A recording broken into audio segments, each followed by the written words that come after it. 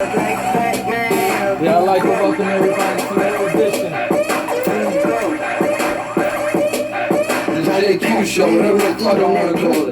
Welcome, my boy Larry, my brother, director extraordinaire. I'm hungry, I'm this close, my stomach's a bit exposed. So garbage, I swallow and crush it like a machine. Oh, many of you. Steam rollers, dumb fucks, I leave. Oh, let's say anything I want, because that's how it works over here. But yeah, this so playing shout out my number, and the director of this man from the music video, so check it out.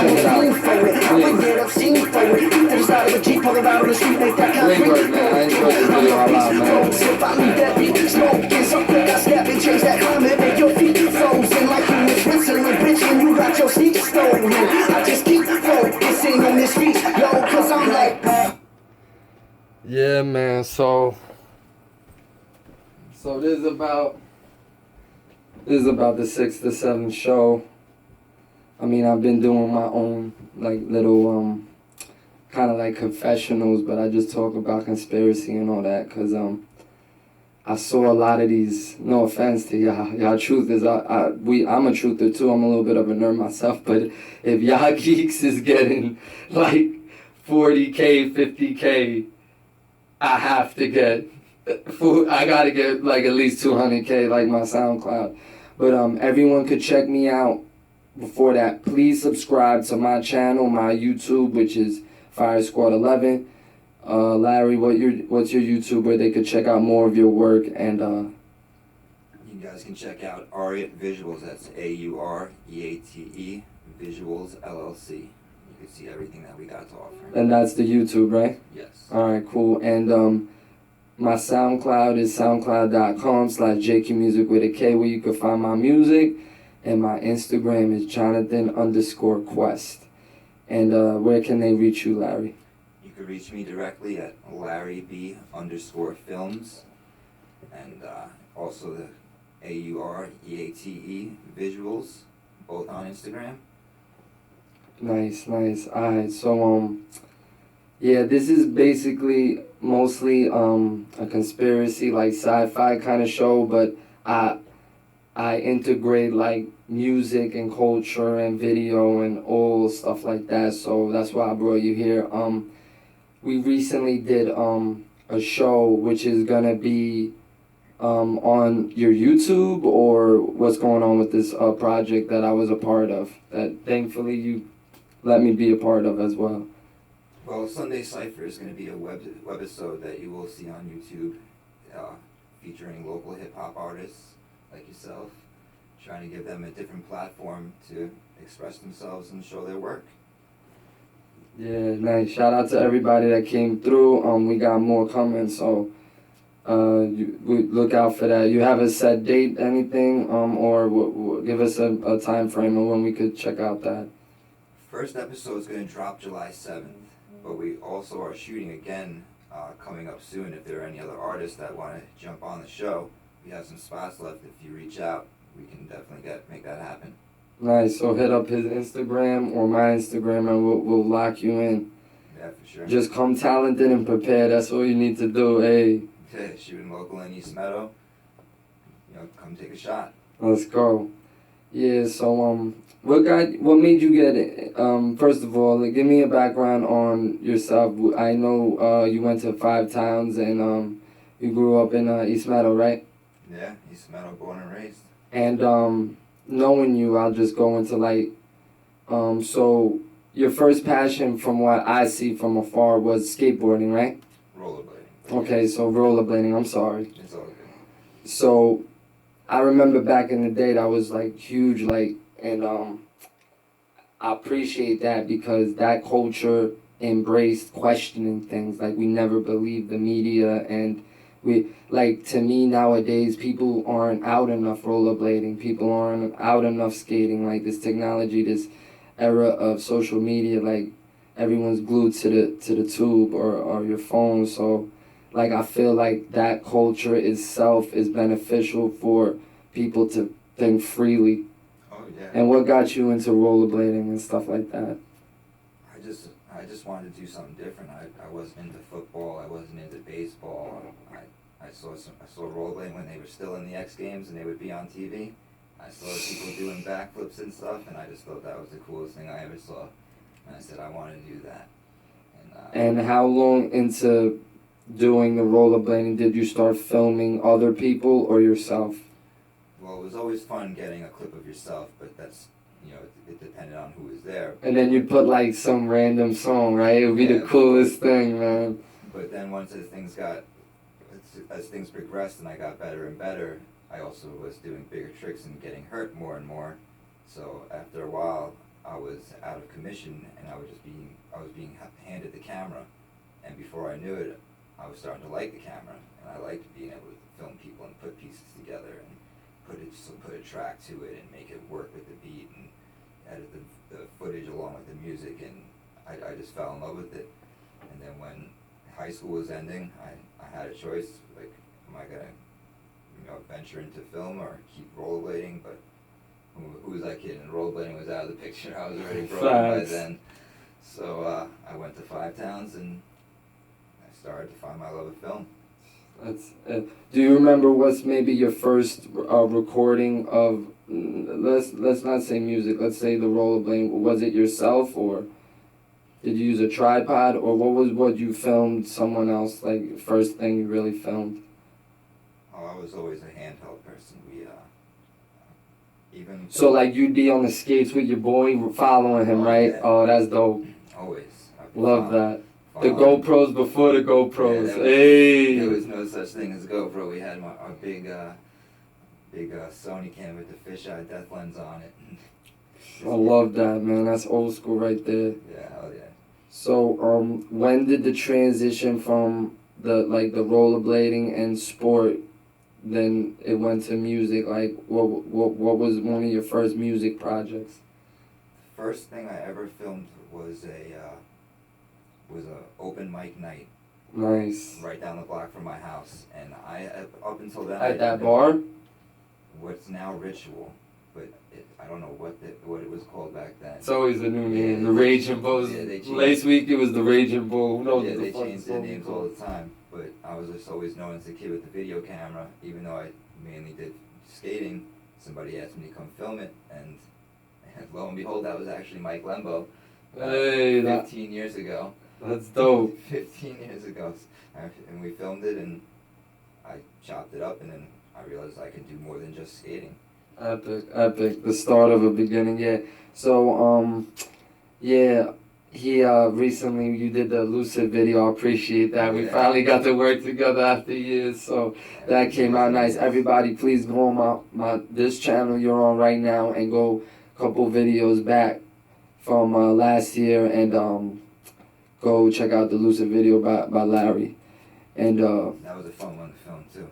And out of all the projects you've done so far, being on sets, what was one of your best memories or your favorite set or project that you worked on?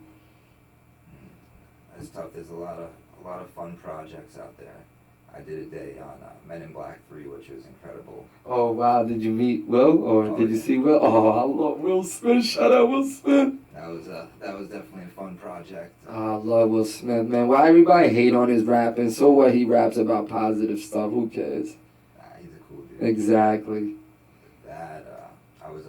My first real film job was on Gossip Girl, which was definitely wow, epic. Epic.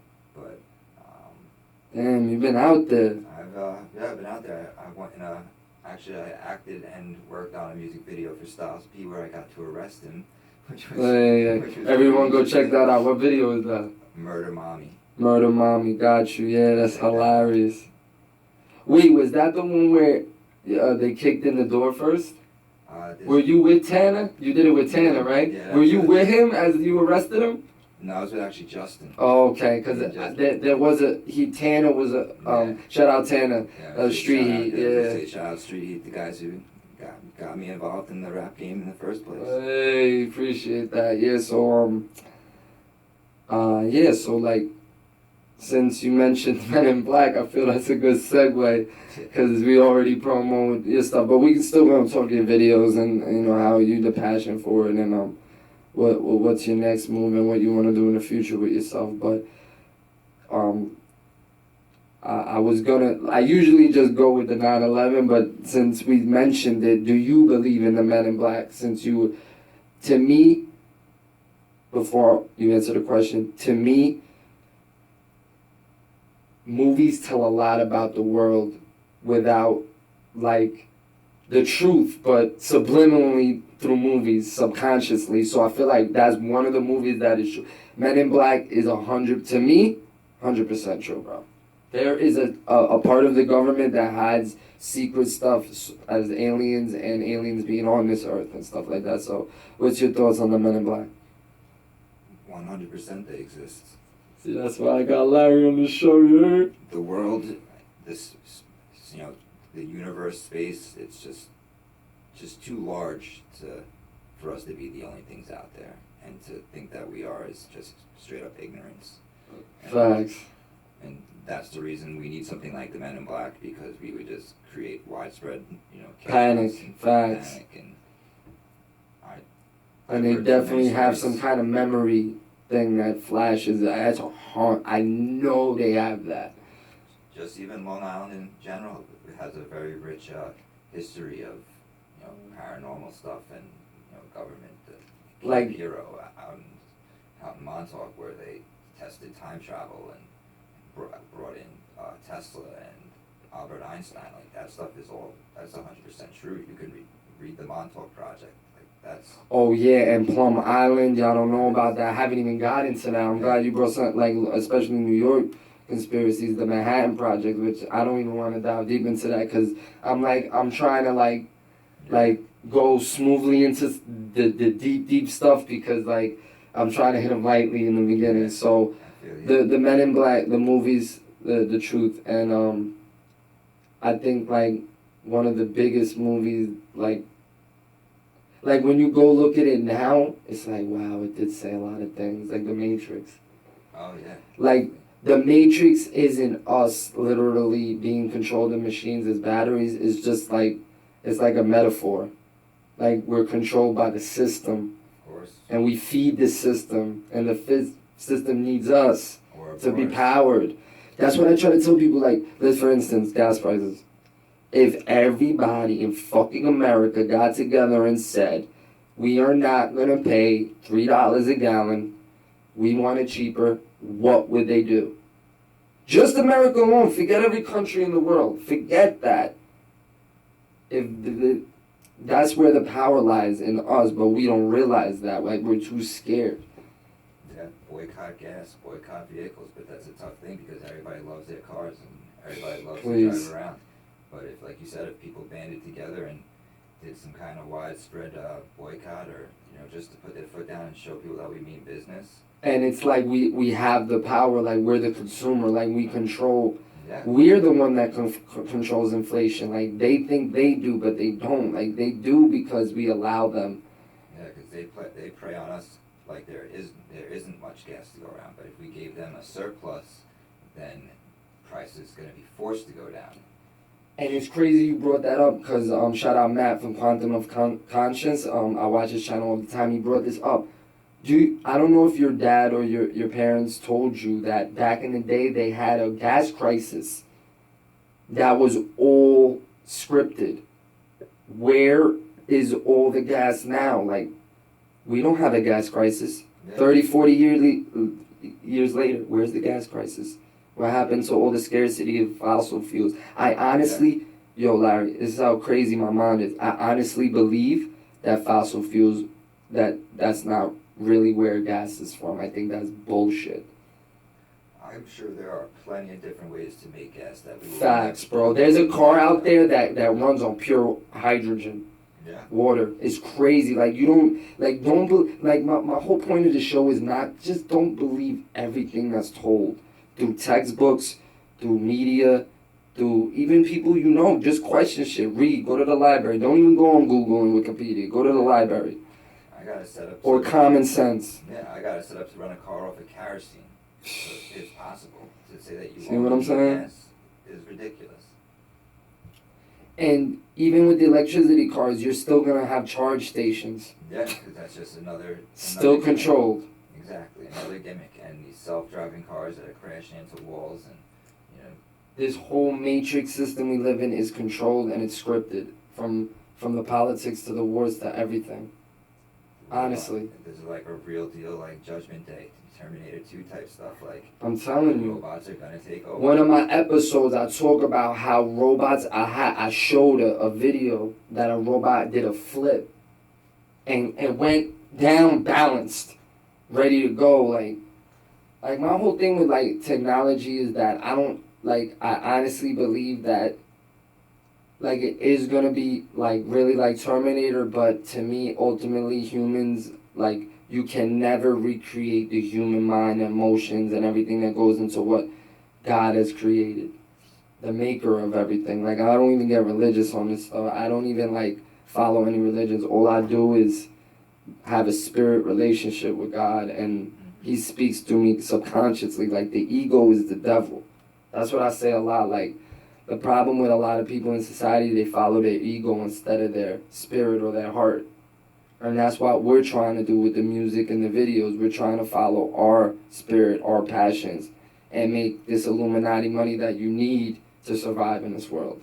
Yeah, because your whole life, you're just conditioned to wake up, go to school, get a good job so you can make money, buy a house that you could go to work and not be in, drive a car, buy an expensive car that you couldn't drive to work and then not drive. Slave to the bank, bro. And then before you know it, you're retired and you're broke. Like facts. How do you expect to live?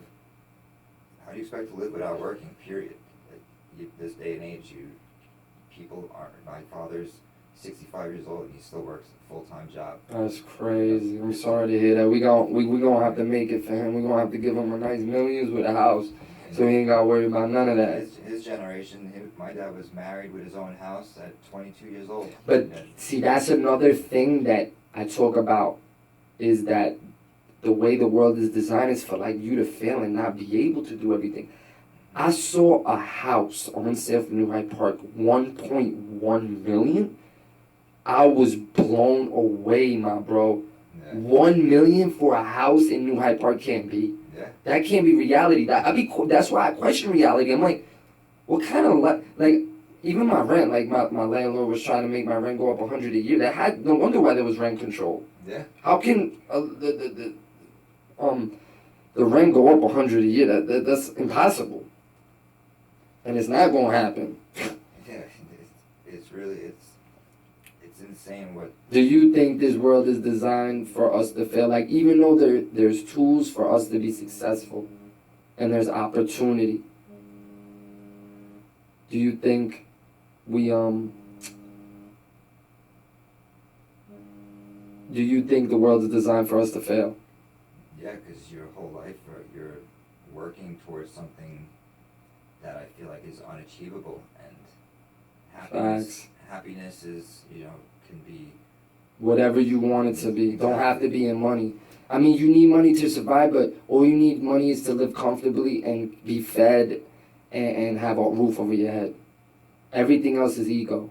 Yeah, that should be all you need, is a roof over your head and a place for you and your family. But it's not that anymore. Now it's about who's got the biggest house, who's got the fastest car, who's got the best job, and all that is just a quick way to go to the grave. Facts. You're just doing what the system wants us to do, the script that they're writing for everybody. But we're gonna take a break. We're gonna come back with part 2.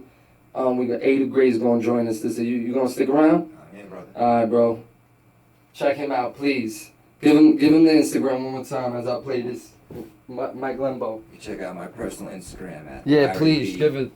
It's Larry B_films, and then the company Instagram is Ariat Visuals. That's AUREATE Visuals, VISUALS.